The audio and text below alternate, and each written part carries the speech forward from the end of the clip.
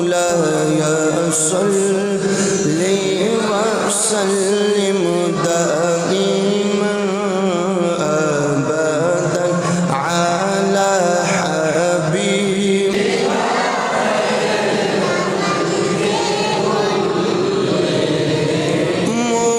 محمد سيد الكونين والثقلين